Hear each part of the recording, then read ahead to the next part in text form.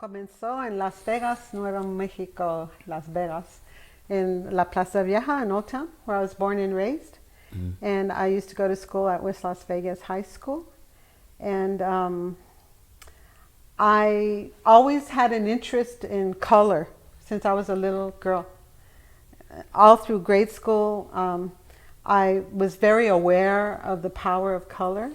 In fact, when I was in kindergarten, my kindergarten teacher, Mrs. Grego, she put me in a corner to paint on mimeograph sheets because I already knew how to read third grade level because my mom taught me how to read because she was so excited I was her first baby. So she put me in a corner to paint, and one day I had this mimeograph sheet she gave me. She says, "I'm a bluebird, paint me blue."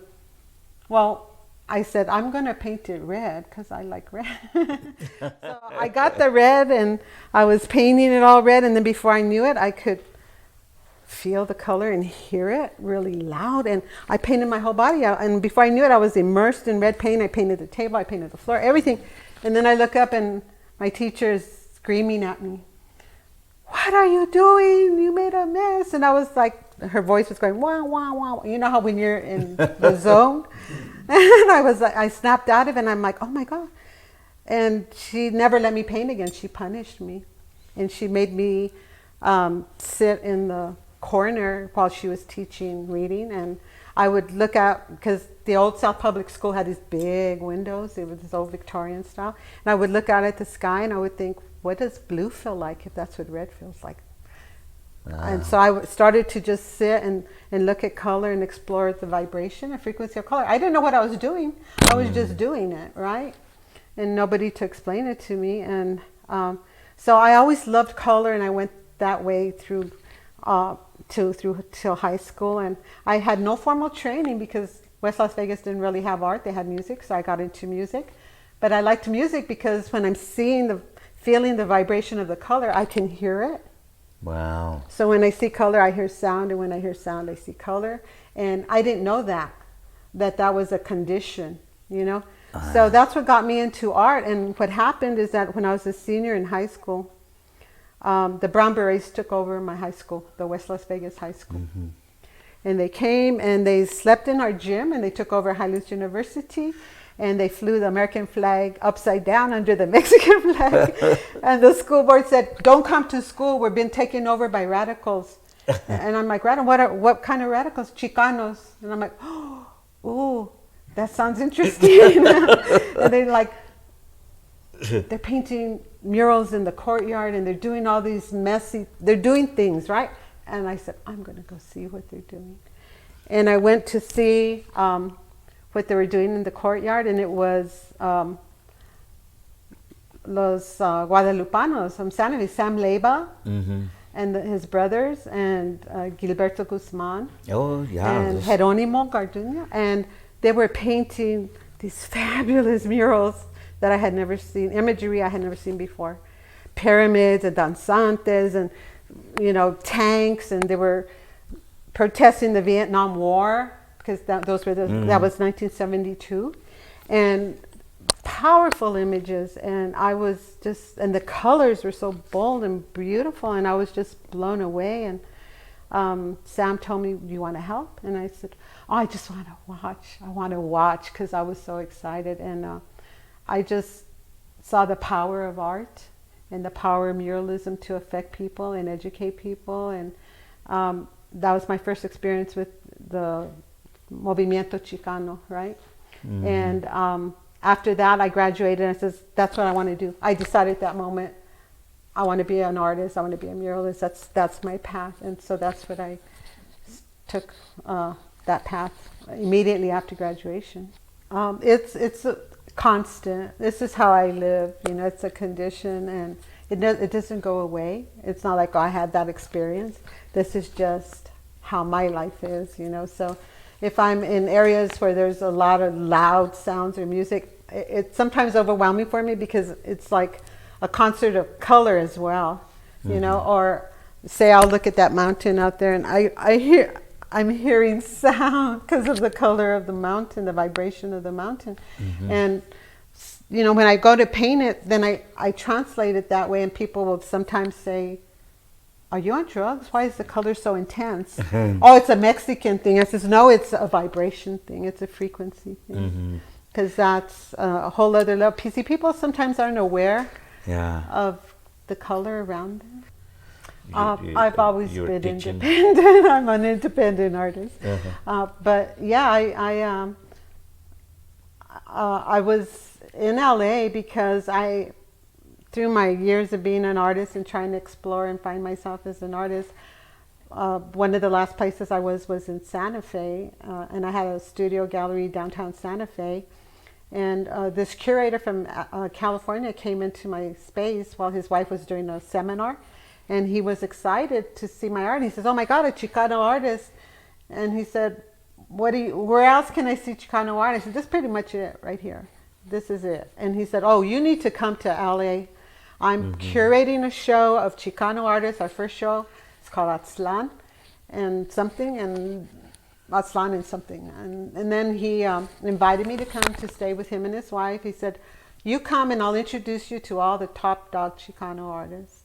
And because you need to know them, you need to that's your familia up in Califas." And I said, "Okay." So I went, and sure enough, he introduced me to them. And I went looking for the Chicano art movement, and I came back and I got all my stuff, and I just moved there impulsively because I wanted to have the experience of living my art and living in a community of Chicano artists, because previous to that I had been in New Mexico with La Cofradia, which we were Hispano artists, looking for identity and finding out that we were Indios and Españoles and Chicanindios, and we were just finding ourselves, and so Chicano here, the term was not that accepted in Nuevo Mexico.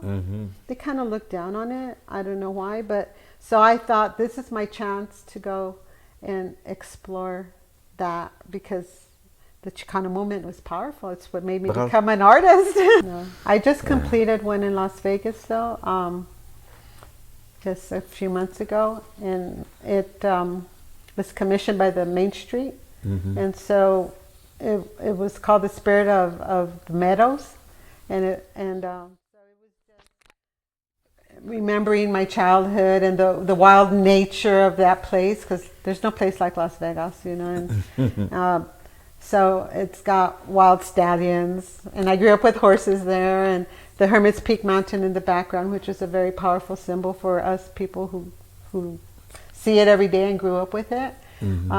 Spiritual mountain, and then the fact that we went through the Hermit's Peak fire and we lost our land. So it was just kind of a landscape painting, but remembering the underlying energy of the spiritual nature of that place, even though it's a wild place. Well, this painting, it came out of a series of fire paintings.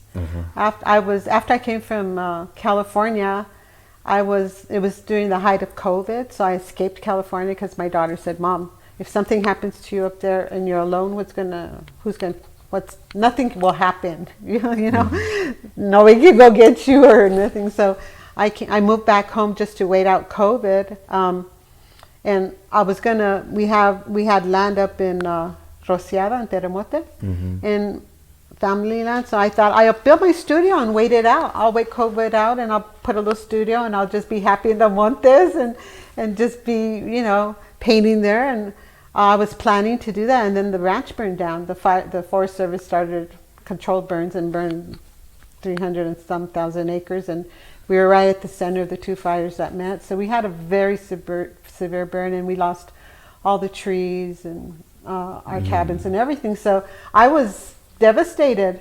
Oh, I imagine. I was really hurt by that, because I had been caretaking that land since I was a little girl. And the trees, especially, I'm a tree hugger. Or like this painting is fighting for Mother Earth, La Tierra, because these are ancestor trees. Well, I remember when I was in La Cofradia, the Hispanos, the Arte Artesanos Hispánicos, early on in my career, I made a lot of key paintings I feel that influenced my style. And one of them was of my daughter making tortillas, learning to make tortillas in my kitchen. And it was displayed at the Fine Arts Museum, the first time that it ever showed Chicano artists or Hispano artists there. And I was kind of like the only woman in that group because I was the painter. And they used that image as a poster. So that was pivotal for me. And it was a large painting, and I think that made a big impact on the direction I went with my career, because it was telling a story.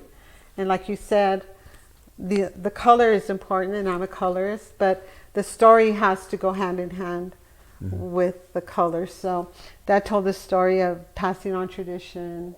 And also, my daughter has blue eyes, and one of the comments I was getting was, why would you put blue eyes on her if she's Hispano or, Mexicana or whatever? And I'm like, because she has blue eyes.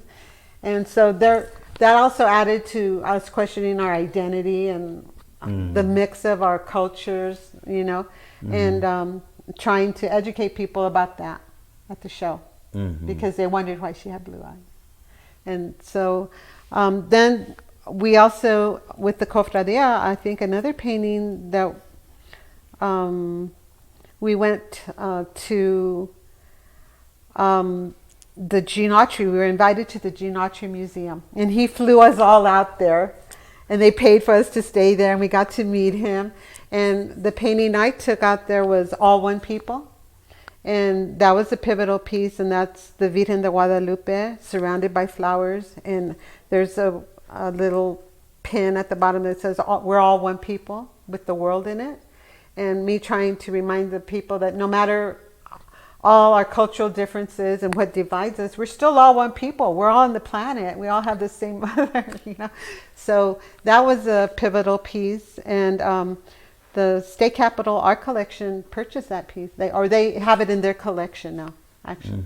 So that was a major piece. And then I did a piece, Who Wins This Game?, which is in the collection of Millicent Rogers Museum. And that was a tic-tac-toe painting. And in each square of the tic-tac-toe game is a label of identity. Like there's Spanish American, there's a Latino and Chicano and all these labels. I filled all the squares with labels, Mestizo, Chicanindio, all the labels you could think of. And then I put X's and squares like X's and circles like someone was playing the game. And either the X's or the circles could win on the last square. And my son said, Mom, who wins this game? I'm like, who wins this game of identity? Right, who wins this game? And that was where the title came from, because depends who puts the last X or circle. But the question was, who wins this game? Like, you win the game of identity when you identify yourself. You don't let anybody tell you who you are or identify you, because I through my career, I've been identified as a Chicano artist, as a Latino artist, as a Spanish artist, as a Hispanic artist. And I'm just like, yeah, sure, I'm all of those. And I will go with them because I can relate to all of them. So the lines of the game are not things that divide us again. They're things that bridge us to each other. My time in LA was my next step in my development. So when I got there, I was so excited, and I thought I found my familia, my Chicano familia. And they had a little bit of a hard time accepting me because I was too India.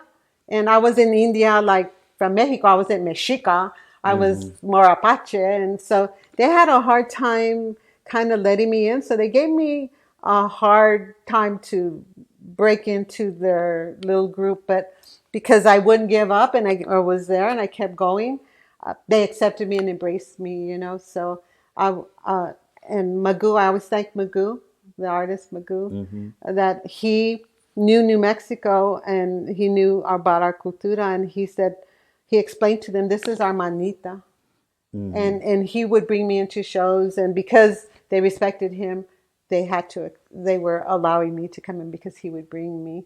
And so he helped me break through, because California, very territorial. Yeah. Very territorial. But once you're there, they support you. There was so much opportunity for an artist there. And I grew. and I started doing murals, and I was teaching in the probation camps and different art organizations, not-for-profit organizations, and doing murals with kids, teaching murals, doing murals in community, and having open studios where I could relate to the public. I've always had my own studio. That's why I'm independent, and so that people can come into my studio and see what I'm doing, and I represent myself. Uh, so some of the paintings I did in LA that were pivotal was the Loteria pinup girl. I remember that. Yeah, And I you remember know, that. yeah, It was very popular. yeah, it was so Uh, popular because loteria is a big thing, right? But I mhm, made my own loteria cards, and it all pertained to a bad breakup, a mm, bad relationship breakup. mhm, And so it's really funny. It's humorous take on what happens to men and women when they break up, and especially if they're, not in a happy place when they break up.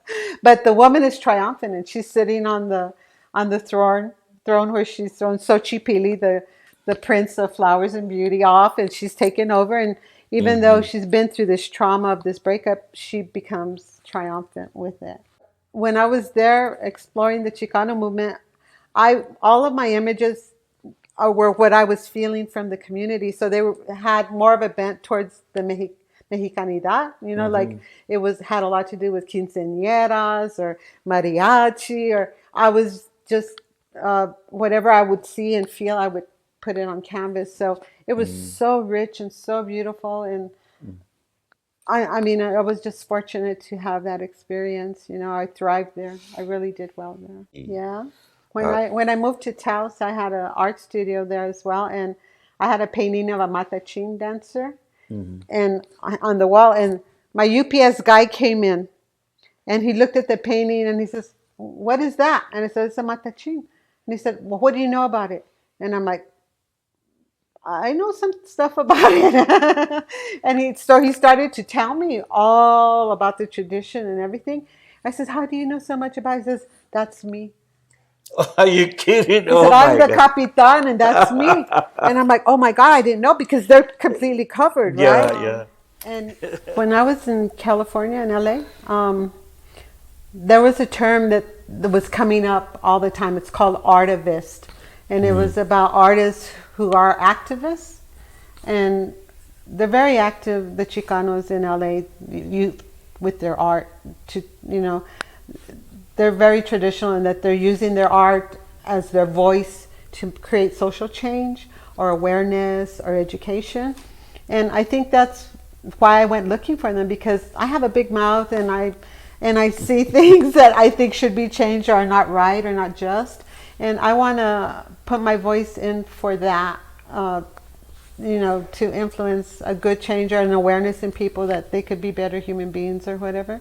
So everything that I paint should have meaning. When I'm painting it, I don't do anything frivolous.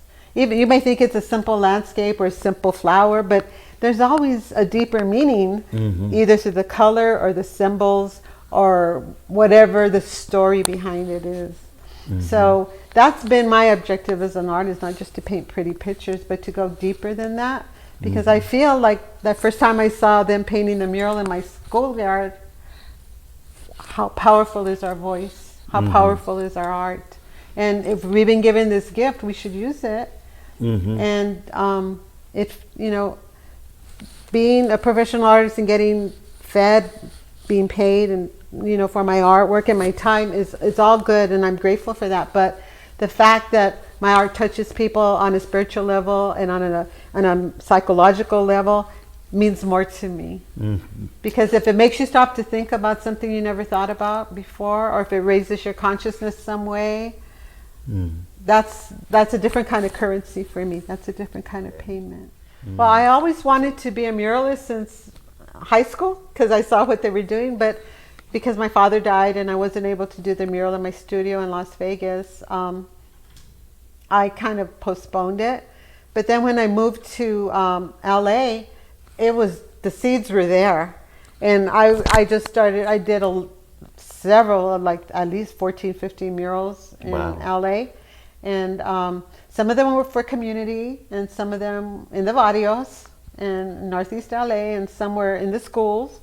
and teaching murals to the kids. But you know, it just happened as a natural progression. It's like when you're going on your path and you follow spirit leads you to where you need to be, and everything has just fallen into place for me for some reason. Mm-hmm. But I think one of the last murals I did before I left LA was a large restoration mural. It was a restoration mural at the Indian Arts Museum at the Gene Autry, the old Gene Autry, the Southwest Museum of American Indian Arts. And the community loved this mural, but the original artist couldn't do it, and so they hired me to restore it. Now, doing your own imagery is one thing, but restoring a mural to make a mural look like it was painted by someone else is pretty challenging. And this was a huge mural, but it was loved by the community. So I worked about a year on that, and I learned a lot about an ego that an artist has, an artist ego. Because a lot of artists tried to help me, but they couldn't let go of their ego and give up their style and their way of doing things to create this artwork, reproduce this artwork. So I learned about humility and you know, even the more techniques about art, how to copy an art piece that's done by somebody else. So it was a good experience, and the community loved that, and they're so supportive, and even the gangsters came by and protected it. I created a relationship with the gangsters so they wouldn't tag it, and you know, it was just all the way around a good exchange for everybody. In your own way, but you've been celebrated. At least I follow you on social media, and I know you're celebrated in so many. Your resume is impressive. I mean, I try to convey what it is to be a human being, and our completeness. But really, my art, when I started it, was a spiritual path for me because of the energy and the color. And I see the energy behind the mundane, the energy behind physical things. And I want people to see that we're more than just the physical, that there's more to it than that. Even solid things have energy and movimiento, right? So I always believed that if I followed my path with heart, that spirit would take care of me, and that's what's happened. Things just fall into my path and what is necessary for me to do. And so I do that. So, you know, it's about connecting with humans and making our world better. Right. Evolving as human beings. And you know, I try not to contrive things. Like, I don't contrive my paintings. I just allow them, the inspiration to come in for them to happen. Because I track it. I just go where I need to be going. So things are starting to happen for me here in New Mexico, and I'm being called upon. And I do have some thoughts for some paintings. And, you know, con paciencia. So keeping the balance is what I have to do right now. We want to thank you for letting us into your world, your crazy world. My crazy world. La locura, mi locura. Yeah, la locura. Pero dicen que la locura cura, so it's La good. locura cura.